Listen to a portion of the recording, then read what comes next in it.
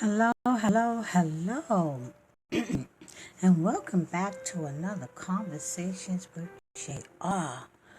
Wow, this heat wave has calmed down, and I hope that the rest of the country is following suit with calmer weather and that people are being helped out during this period of flooding. This has been an amazing month of July. So many things have been going on, and let's not start talking about political stuff that's going on. In any case, I hope that everyone, in spite of the heat wave and other things that's going on in the world, that you're enjoying yourself and that you're having summer and you're doing some self care.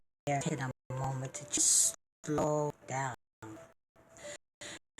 Today's conversation, or should I say today's tea, I am going to be talking about um, being alone, loneliness, being with yourself, or whatever concept that people are about now when they're talking about being alone. But I've been thinking about this concept of being alone, and what does it really mean? And I want to clarify to my listeners what I mean about being alone. Everyone needs some alone time. Every human being and species, every animal on this planet needs a period of time when they're alone and they need some space. But however, it is the thinking of some people that once you are engaged in a partnership or a relationship, that you should have no need for alone time. Because if you need space and if you need alone time, then you're up to something no good. But that's not what I'm talking about. When you talk about wanting space and you want to alone time in a relationship, I tackled that topic on my YouTube channel. So go check out this video on my YouTube channel. But getting back to the concept of what I am talking about, when people say, oh, there's nothing wrong with being alone. There's nothing wrong with being yourself. Don't be afraid to be alone. I'm talking about the people in this world who feel isolated, disconnected from family and friends and from spiritual and cultural groups. This thing of being alone and loneliness is something that a lot of people are not admitting to. They don't want to talk about, but it is happening. It is happening. It is happening all over the world and to everybody. Everybody wants one time or another in life feels lonely or the pains of loneliness. There are epidemic of people all ages who are experiencing disconnect from interaction. What is going on? I know a lot of people like to blame it on too much technology. The phones are causing people not to engage with one another. And a lot of that is true. People are having few and few conversations. But the loneliness that I am talking about and I'm currently experiencing and being alone, it's not really two different things. Number one, let me just break this down. Number one, people who tell you that they are okay being alone all the time, I'm telling you that those people are not mentally and emotionally healthy, and there has been some trauma in their lives that led them to the point of this unhappy obsession with isolation and being alone. Medically, it is not good to be alone all the time. Mentally and emotionally, it is not good to be alone all the time. Isolation and disconnecting from human interaction is not a good thing.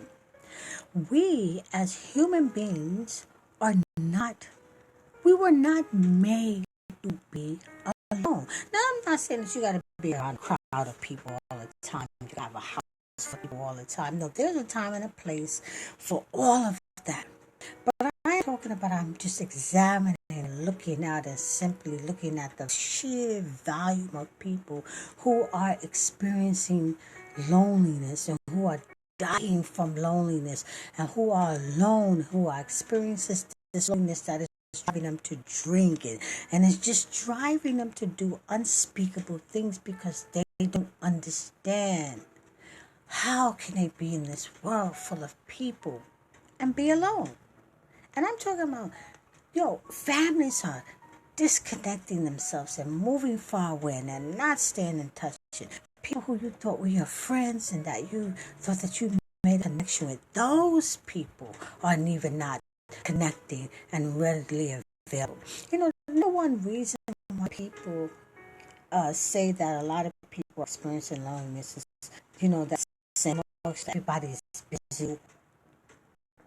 People just don't have the time. Have we got desensitized to saying those things and convince ourselves that those things are true down to being alone and loneliness? Number 2, notice that humans are the only species on this planet who make the decision to be without a life partner. Think about it.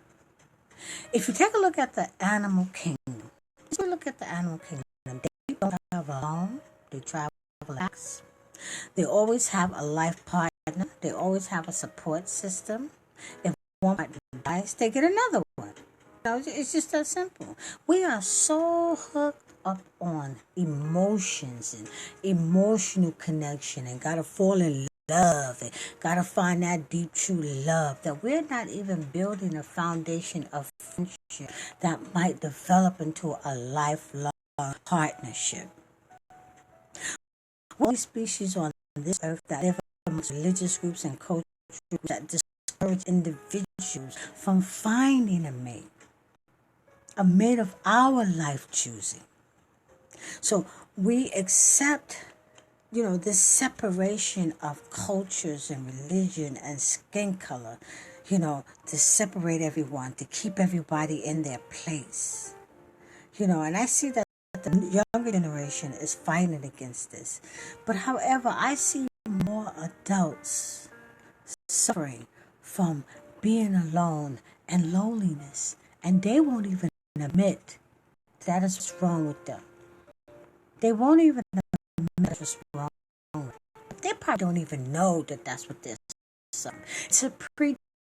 I am telling you right now, a person who has experiences, you do not have to take my word for it. But loneliness and being alone is deadly. I have been with myself for years. I can't talk to myself. I cannot entertain myself. I eat with myself. I sleep with myself. I understand all of this about being with you and not afraid of being with you and getting to know you. I've done that for years. But guess what? I am lonely. And I am tired of being alone. It is very frightening and it is very depressing. Number 3, I understand that the reason why some people like myself who have made the choice, and it is a difficult choice, not to date, I haven't dated for years, and to live a life of celibacy and isolation. I understand. I might not understand everybody's reason, but I do understand from the perspective of, we don't let the past ruin us, but however, because of past relationships and heartbreak and emotional and mental brokenness and, not being able to trust people, that's a hard way to live. People say, well, you shouldn't trust anybody anyway. When did we live in a society like this? Our parents did not grow up in a society where, this deep seed of mistrust was prevalent. They built long-lasting friendships and marriages built on faith and trust in the kindness and the love and the understanding and sympathy of human beings. But I know now that we are living living in a different time where love and trust and compassion and patience and sympathy within groups and individuals, there's no more to be done. It's what I can do for you, what I can get from you, being a side piece, side chick, it just gets in the way. All of this other stuff that's not important gets in the way.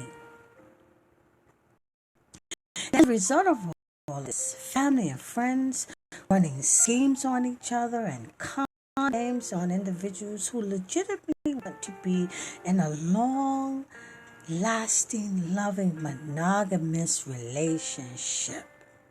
Yeah, I said that word, monogamous. Nobody wants monogamy anymore because now we're living in a generation where you don't even have to define yourself by a gender. You can just do whatever, with whoever, however, and that's the way that it is supposed to be. Where is the basic foundation of love and friendship and trust and honesty and loyalty? Where is it? The type of isolation that I'm talking about, the loneliness, is a very difficult life to live. It is. It's a very difficult life to live. It affects your life daily. And me personally, I experience depression, anger, and hopelessness. I do. On a daily basis. I remember a few years ago when we had a couple of family members that unfortunately passed away, and I was going to the funerals and the wakes and the repasts and everything, and at the end of the night everybody was going their separate ways, but everybody was going home with someone, and I was going home alone with my grief. Nobody to talk to.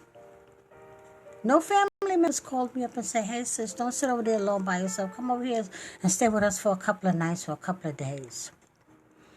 I had friends who called me up and, even showed up to the funerals, and I thank them for their support. But at the end, I had to go on with my own grief. I had to comfort my own self.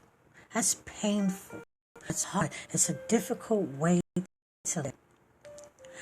I recently experienced a medical scare. I'm okay, but I experienced a medical scare again. Family members, nobody came. One young lady from my house of worship, she did come. She left her job. She came, she went home. She made sure that I was settled. She kept checking in on me. I had to come home alone to take care of myself and my little fur baby. That's scary. If I want something in the middle of the night, I have to get up and get it.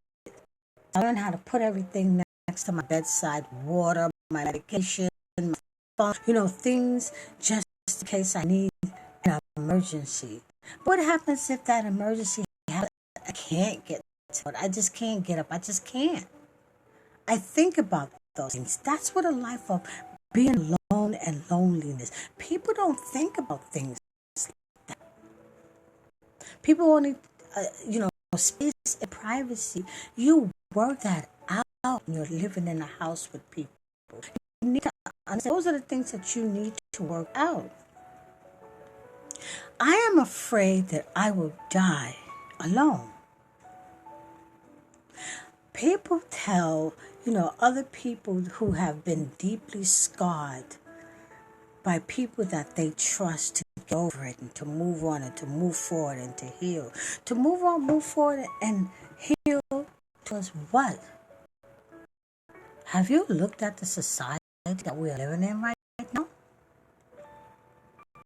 When everybody is just out, I don't understand this reality TV and the violence and the political upheaval. Everything is just dark and everything is just painful and I think everybody's just living in their own little bubble and they don't want to come out and admit to what's going on. It's not easy to heal scars when an individual has been faithfully, emotionally, and financially and mentally invested in an individual who's just perpetrating a fraud. You're not with me to build a foundation of friendship. You're not with me to build a partnership, to get married, to grow together, to build a life together. You're not with me for those purposes. You're with me for whatever you can get from me. That's what people do now. Everything is a business now.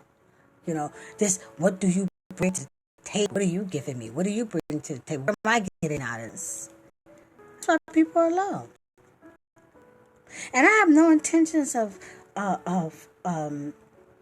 telling people how to stay in relationships, be in relationships, get a relationship. I'm not a relationship expert. I'm not here to, heal people's pain. I'm here to have a conversation about things that people do not talk about a lot. Being alone and loneliness. Contrary to what you think and what society have misled you to believe, that being alone is normal. Not all the time. We are not meant to exist on our own. Loneliness is a hard life to live. It is a very difficult path to walk. Now, when you're younger and you venture out on your own and you have your own place and your money, you're paying your bills, you got friends and you party, loneliness is not a thing for you because you are always on the move. But what happens when you get past your 30s and the good times seem to be getting less? I have noticed that once I got 40s and I got into my 50s and now I'm in my 60s. I just turned 60 this year.